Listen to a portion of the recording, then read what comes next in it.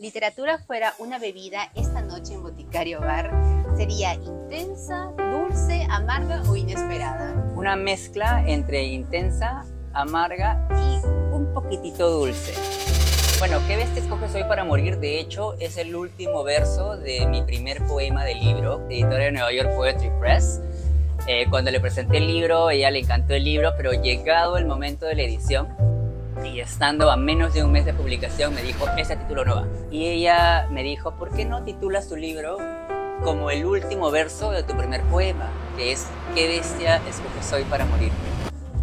Entonces, tú me preguntas, ¿cuáles son mis principales temores? Es, de alguna manera, primero, decir algo que pueda ofender a mi comunidad. Y segundo, de alguna manera también, uno siempre tiene un nivel de temor y cuando te confrontas con la violencia social de una comunidad patriarcal, uno no puede dejar de sentir temor por cómo el otro va a recepcionarte. Todavía existe un temor interno, sobre todo en el Perú, de hablar de quién soy yo como un escritor queer. Pequeño chasquido de los dedos con una pequeña confusión te griten en la calle, ¿regresas a tu país?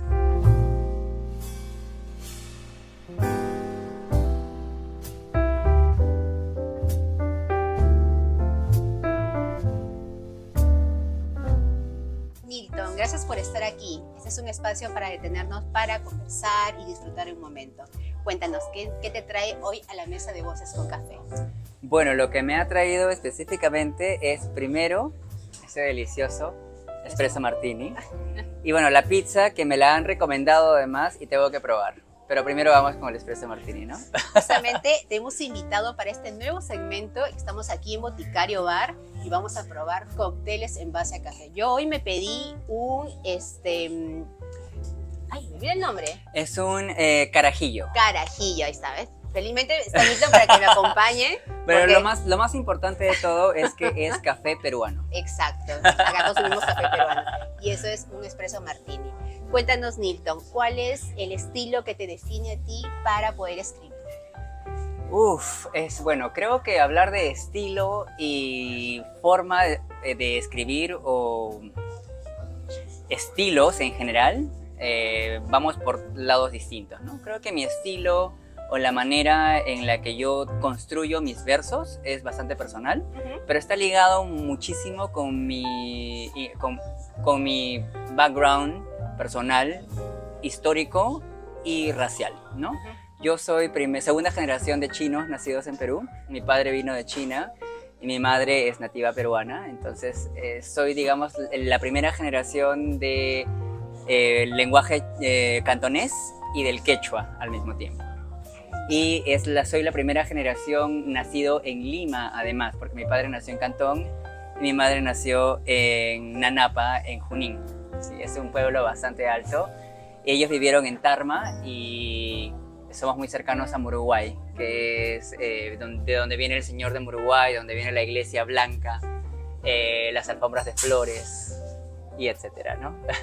Ahora, estuvimos investigando un poco tu perfil y te consideras un Tuzán de segunda generación. Coméntanos, ¿en qué momento entendiste que tu identidad no solo era una herencia familiar, sino también un territorio literario?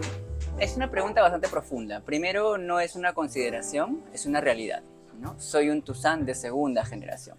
Y cuando hablamos generacionalmente, nos referimos a los tiempos en que la inmigración ha llegado a nuestro país, ¿no? Una primera generación vendría a ser alguien que nació en China y emigró al Perú, ¿no? En este caso yo vengo a ser la segunda generación porque mi padre emigró de China y yo nací en el Perú, ¿no? Claro.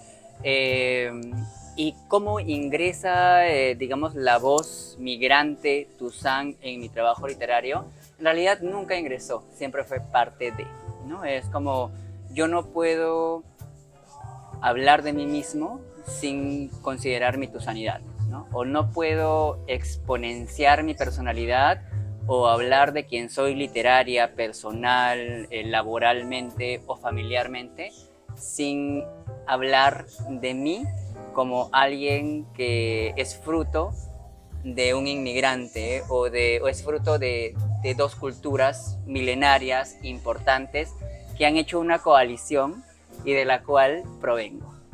Claro. Ahora, veo que tienes mucho orgullo por tus orígenes y eso está perfecto. Coméntanos, ¿eso ha influenciado mucho en tu prosa literaria? De pronto vemos ese orgullo nativo en tu lectura, en tu escritura. Sí hay un orgullo y hay un doble orgullo, de hecho. Por una parte, sí hay una sensación de silencio específica con mi origen, porque en la mayoría de los casos, pero en este caso voy a hablar de mí mismo, puedo decir que el lenguaje que tenemos entre los descendientes de chinos de primera generación, por lo general es el silencio, ¿no? Mi padre fue una persona que nunca aprendió a hablar español al 100%. Y mi madre venía de una herencia quechua que ocultaba o que le generaba algún tipo de repudio. Yo tengo 37 años, vengo de una etapa en la que era vergonzoso decir que uno venía del Ande. Y la he vivido también. Tengo que ser sincero, he vivido mis etapas en las que me he avergonzado, de cierta manera, de que mis raíces vinieran de algún otro lado, y le he dado prioridad a mi raíz china porque sentía que era la que me compensaba en muchos sentidos y me ubicaba y me daba un espacio social dentro de los grupos sociales discriminatorios con los que hemos vivido en ciertas etapas de nuestra vida, ¿no? Justo mencionaba hace poquito en otra entrevista que, pues, de algún modo en los años anteriores, generaciones anteriores, digamos 10, 12 años atrás, era uno contra el otro, ¿no? Yo soy mejor que tú porque tengo esto, o me siento menos que tú por esto, pero no sé qué hacer con esta dicotomía, ¿no? Con esta pelea constante. Sin embargo, creo que con el tiempo hemos venido aprendiendo que no es uno contra el otro, porque al final el Perú es una amalgama de cosas, de razas, de culturas, de personalidades, de voces. El que no tiene de Inga tiene de Mandinga, ¿no? Y es muy normal y se está institucionalizando, y es muy importante saber que ya no somos el uno contra el otro, sino el uno con el uno. Ahora, ¿tú cómo podrías definir al peruano quizás en esos años cuando tu papá, por ejemplo, dices que encontraba al Perú quizás distinto, y cómo ves ahora al peruano? Quizás ahora ya encontramos de pronto una migración diferente, ¿no? ¿Cómo encuentras tú esas nuevas migraciones, tú teniendo una visión diferente del mundo? Yo creo que hablar del peruano como único ser específico es erróneo. El Perú, vuelvo a mencionar, es una amalgama de culturas. Entonces creo que el peruano del Ande, el peruano de la selva, el peruano de la costa, tienen cosas distintas que aportar a la peruanidad. Cada uno tiene sus especificaciones y sus formas, costumbres y maneras de lidiar con la vida y con la sociedad, ¿no? Pero fuera de ello, hay también las culturas que están en el intermedio, ¿no? Por ejemplo, vamos a Oxapampa y los migrantes alemanes, ¿no? Exacto. Que ellos tienen su propia idiosincrasia, forma de pensar, las construcciones de sus casas de este modo en las que no es natural para nosotros porque representan una cultura distinta.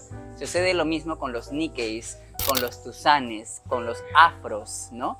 Entonces, ellos también, nosotros también pertenecemos a una expresión de peruanidad, y que es importante hablar de estas minorías, ¿no? Exacto. Y sobre todo para mí, que soy un escritor tusán y que hago mucho énfasis en mi naturaleza como peruano y chino, no puedo negar que existen distintas expresiones de peruanidad y que en realidad generalizar a veces no alcanza para todos. Y cuéntanos, en una problemática, o quizás no problemática, ¿no? Pero se habló, por ejemplo, en un momento que quizás en el gobierno de Ollanta Humala, por ejemplo, me haces acordar, que él quería promover que el quechua se debería hablar en todos los colegios, en todas las universidades. ¿Qué opinas tú de ello? Yo creo que el quechua es una reivindicación de nuestra naturaleza histórica, ¿no? Porque si bien es cierto, muchas de las cosas, o sea, hemos heredado el lenguaje español de la invasión. Exacto. Y hay muchas cosas que también positivas y negativas que hemos tomado de ciertos espacios, ¿no? pero no podemos olvidar de dónde provenimos, ¿no? Es como que yo tuviese un padre chino y negara mi naturaleza asiática, ¿no? Es como que yo negara que mi raíz también tiene una extensión hacia el otro lado del mundo. Yo no puedo hacer eso. Y obviamente, al ser, o sea, mi madre del centro del Perú, tampoco puedo negar mi naturaleza andina, ¿no? A pesar de que no tengo la cosmovisión andina en mi voz literaria, a pesar de que mi conocimiento provenga más de la marginalidad de los exteriores de Lima, yo no puedo negar que hay un espacio geográfico en el centro del Perú que me espera y que yo también añoro. ¿Cuántos idiomas manejas? Solo 2.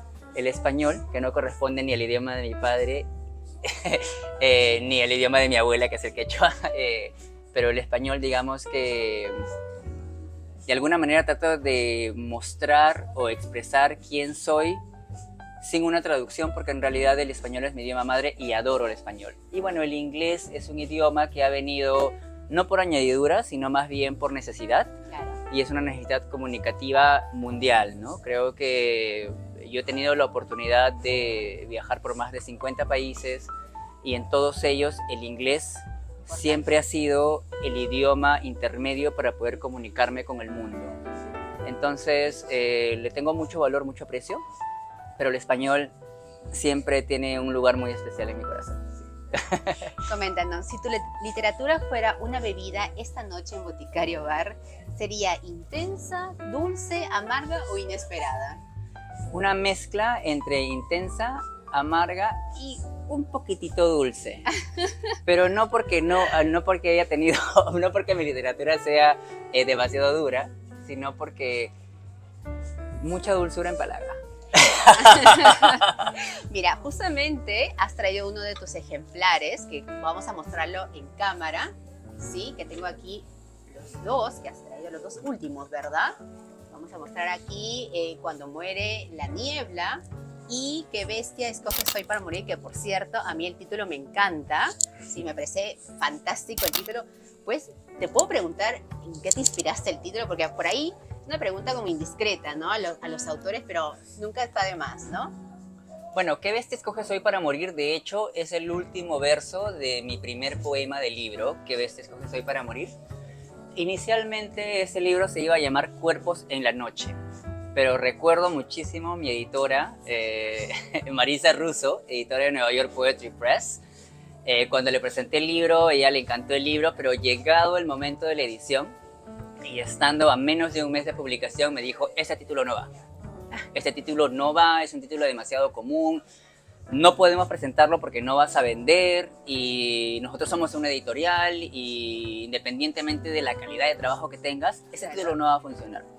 Entonces vino esta primera duda inicial y recuerdo muchísimo a Julia, que es mi mentora, es una persona muy importante en mi vida, literaria, profesional además, y ella me dijo: ¿por qué no titulas tu libro como el último verso de tu primer poema, que es ¿Qué bestia escoges hoy para morir? Y Julia para mí fue una institución, ¿no? O sea, como Tuzán, como escritor, como peruano y como persona cosmopolita, Julia siempre fue una persona muy importante en cada uno de los aspectos de mi trabajo literario, ¿no? Digamos que este es mi último libro, pero los 4 libros que he llegado a publicar tienen una marca indeleble que viene de ella. ¿Y cuáles de estos 2 libros podrías decir que en alguno de los fragmentos apareces tú escribiendo de noche? Uf. Como para contextualizar el ambiente, ¿no? Ya que estamos aquí en Boticario Bar, en una edición especial de Voces con Café.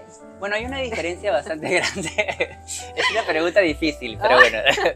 Hay una diferencia bastante grande entre escribir novela o narrativa y escribir poesía. ¿Por qué? Porque en una novela tú te puedes dar la libertad de crear desde una perspectiva o desde una experiencia, pero al final es ficción. Tú creas en base a algo que sentiste y algo que podría ocurrir de cierta manera y luego los personajes van tomando su propio camino. Pero la poesía es la condensación de tu propio sentir, ¿no? Es algo que tú construyes internamente y luego simplemente dejas ir esa parte interna real que tienes y se convierte en un poema Y la conjunción de estos poemas que construyen un arco temático y tiene algo que decir, se convierte en un poemario. Hay muchas ocasiones en las que he escrito cosas en medio de la noche, tal cual mencionaste en las preguntas, y que he leído después de un mes y me digo, ay, ¿qué es esto? ¿Quién escribió esto? Y de pronto me digo... Que suele suceder. Me ha sucedido un par de veces, Sí. porque... A todo escritor le pasa, estoy segura. ¿No? Ojalá que sea así no me sentiría tan raro. Pero sí he tenido mis momentos en los que he leído cosas y digo, yo escribí esto. Y ni siquiera recuerdo o entiendo realmente qué quise decir, pero se siente propio, Claro. se siente auténtico. Entonces es una gran diferencia entre escribir narrativa y poesía, ¿no? La poesía es un poco más auténtica, viene de experiencia propia, de un sentir, de algo que te genera un nexo. Ujú. Mientras que la narrativa sí proviene de una sensación interna, pero nunca sabes a qué puerto va a llegar. Sí. Y justamente la siguiente pregunta va como muy acorde a eso, ¿no? ¿Qué historia sientes que aún no has tenido el valor de contar? Tengo que ser bastante honesto y te agradezco la pregunta. Es que si bien es cierto, yo abordo muchísimas temáticas relacionadas con la queer o con, digamos, temáticas fuera de la dicotomía de lo femenino o masculino, todavía existe un temor interno, sobre todo en el Perú, de hablar de quién soy yo como un escritor queer, ¿no? Como un escritor que no se identifica ni con lo masculino ni con lo femenino, sino que transita a través de estos dos ámbitos. ¿Y por qué? Porque de alguna manera el Perú socialmente es un país que segrega, ¿no? Estamos cambiando, sí, poco a poco, pero aún tenemos espacios en los que dicen, esta persona es así y esta es la etiqueta que tiene y en base a esa etiqueta te trato. Y eso es algo en lo que estoy trabajando porque evidentemente al trabajar en literatura la honestidad es un ingrediente indispensable. Exacto. Y la autenticidad empieza con uno mismo. Si bien es cierto, ¿Qué bestia escoges hoy para morir? Es un libro queer, es un libro que parte desde la experiencia del deseo queer con la intención de buscar o encontrar aspectos del amor que no encontramos en nuestras familias ideal o intencionalmente desde el principio, que nos deja un vacío que tenemos que llenar con relaciones interpersonales que terminan en una noche y que nos obliga a regresar con el mismo vacío a la mañana siguiente. A pesar de ello, hay una ambigüedad en el lenguaje que ha sido generada por esta capa de temor. Entonces, si tú me preguntas cuáles son mis principales temores, es de alguna manera, primero, decir algo que pueda ofender a mi comunidad y segundo, de alguna manera también no ser aceptado, ¿no? Y a pesar de que uno diga, sí, no me interesa, yo he pasado por esos momentos en los que dices, ¿sabe qué? Este soy yo y eso es lo que quiero hacer, eso es lo que quiero expresar, uno siempre tiene un nivel de temor y cuando te confrontas con la violencia social de una comunidad patriarcal, uno no puede dejar de sentir temor por cómo el otro va a recepcionarte, ¿no? Cómo el otro va a tomarte y esa sensación de incomodidad cuando sientes que el otro te segrega. Le tengo mucho temor a eso y sobre todo porque he vivido una vida de segregación en niveles mínimos, ¿no? Crecer en una familia en la que mis hermanas y yo somos los únicos asiáticos ha sido determinante, ¿no? Estudiar en un colegio en el que todo el mundo te llama chino en lugar de llamarte por tu nombre es determinante.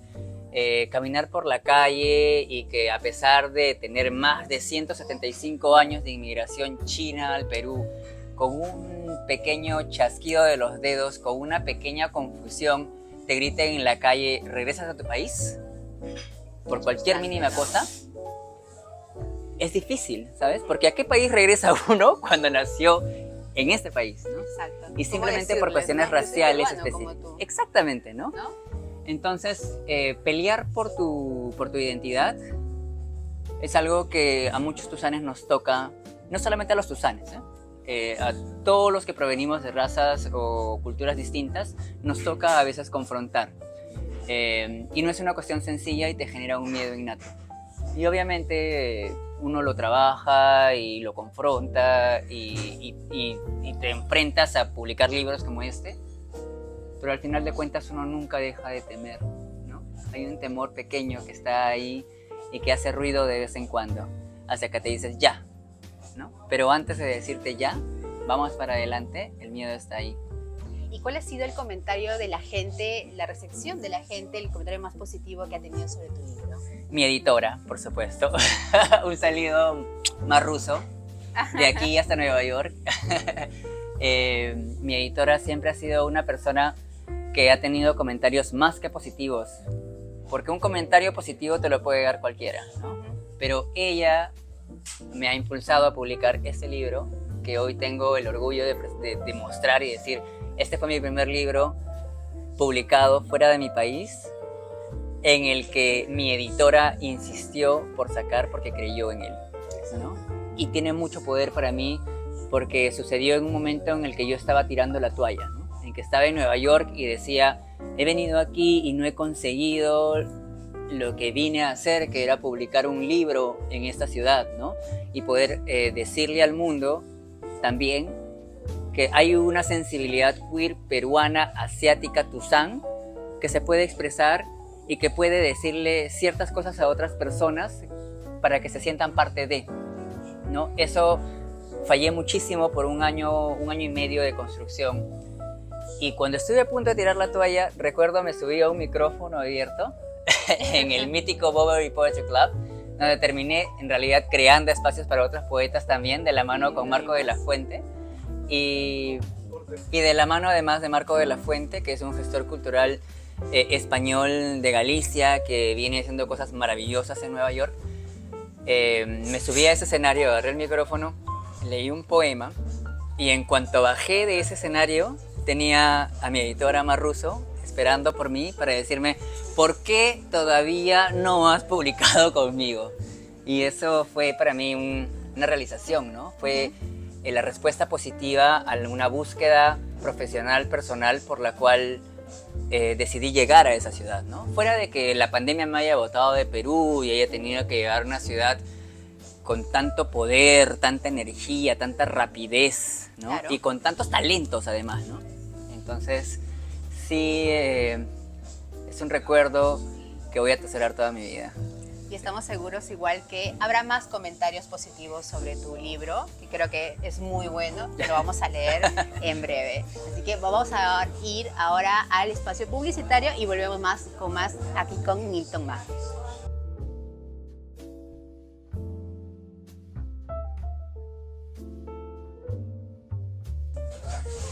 ¿Está? Aquí tenemos el afiche del festival, ¿sí? Que se va a realizar del 12 al 15 de marzo. Aquí están todos los invitados, personajes muy importantes aquí en la comunidad literaria y cultural, ¿sí? Todos aquí por el homenaje del encuentro de poesía y narrativa, del homenaje a Julia Wong Kong, ¿sí? Organizado por aquí por Nilton Ma, perdón. Entonces vamos a invitarlos a todos para que puedan asistir. Nilton, cuéntanos un poquito también para que pueda la gente Por supuesto. En primer lugar, me gustaría darle los agradecimientos a las personas que han colaborado conmigo, especialmente para crear este bellísimo flyer. El artista Tuzán Sungkok de Lima, que siempre está con la mano extendida. Para mí se lo agradezco muchísimo. Al fotógrafo Carlos Chong, que fue el fotógrafo oficial de Julia cuando estuvo en vida. De hecho, esta hermosa fotografía que fue intervenida por Sungkok fue tomada por él, ¿no? Y después de ellos quiero agradecer también a cada uno de los artistas que han aceptado formar parte del festival, porque tomarse 4 días de tu tiempo y volar además o venir por tierra para poder llegar y mostrar tu trabajo es muchísimo, es un aporte para todas las personas que están interesadas en cultura, en literatura, en poesía y narrativa, y también para los que no, porque de alguna manera también impactamos en esas personas que de repente no tienen un contacto directo con lo literario. Claro. Y este tipo de espacios culturales nos permiten acercarnos a nuestros lectores, a las personas que están construyendo cosas, que desean hacer cosas, que tienen curiosidad por ello y que sienten que lo literario es demasiado cerrado, que es demasiado ambiguo, que uno no puede acceder a ello. Y ese tipo de espacios fortalecen ese contacto con esas personas. Y para las personas que construimos espacios culturales, eso es un premio, es un acercamiento, es una satisfacción, ¿no? Y además tengo que agradecer a las personas que han donado para poder construir este espacio, ¿no? El nombre Huanchaco Speaks Festival, que ustedes dirán, ¿por qué escoge un nombre en inglés además, ¿no? Es porque el poder convertir este espacio en un espacio libre para que todas las personas puedan obtener este conocimiento, esta poesía, esta narración, esas lecturas, es porque la mayoría de personas, en realidad todas las personas que han donado vienen de Nueva York, ¿no? Amigos míos, y como una forma de homenaje también hacia estas personas, hasta estas donaciones, lo que han hecho posible económicamente este trabajo, provienen todos de Estados Unidos, amigos cercanos, y obviamente también de un trabajo personal y de mi equipo de trabajo que siempre me apoya, ¿no? Entonces, y también refleja un aspecto de Julia, porque Julia era una artista multinacional, internacional, que escribía en múltiples lenguas, incluido el inglés. Entonces, si ustedes tienen la oportunidad de leer, de encontrar textos de Julia, van a encontrar textos en chino, en portugués, en inglés, en alemán, en español, ¿no? Y con esa soltura, además, con esa forma tan poderosa de abarcar todos estos espacios. Entonces, para mí, que el único idioma que yo manejo es el inglés después del español, a diferencia de Julia, que era políglota, mi mayor acercamiento para agradecer a mis auspiciadores y agradecer el hecho de poder tener el nombre de Julia en mi festival es también darle este crédito al idioma, ¿no? Huanchaco Speaks Festival, encuentro de poesía y narrativa en honor a Julia Woncom. Asimismo, también quiero aprovechar para comentarles que Voces con Café va a estar presente en el evento. Vamos a estar haciendo la cobertura, ¿sí?, del evento de los 4 días, como bien menciona Nilton Ma. Así que vamos a estar ahí coberturando todo, haciendo fotos, entrevistando también a muchos de los autores. Y también recuerden que Mauricio Málaga fue uno de los invitados que hemos tenido en nuestro programa, así que ya lo conocen. Así que no se lo pierdan. Este evento va a ser muy especial y muy interesante en nuestra comunidad literaria aquí en la ciudad de Trujillo. Así que vayan todos del 12 al 15 de marzo. Listo, Nilton, muchísimas gracias por estar aquí. Voy a pasar por aquí el afiche, ¿sí?, para que lo tengan. Y hasta aquí llega Voces con Café, un espacio donde la comunidad trujillana disfruta de la cultura y la literatura. Soy Estefania Alfaro, conductora de este programa, así que síganos en nuestras redes sociales, en YouTube, Instagram y TikTok. No te olvides de suscribirte en nuestro canal de YouTube, activar la campanita y seguir por más novedades en nuestras entrevistas que periódicamente subimos en nuestro programa. Así que nos vemos.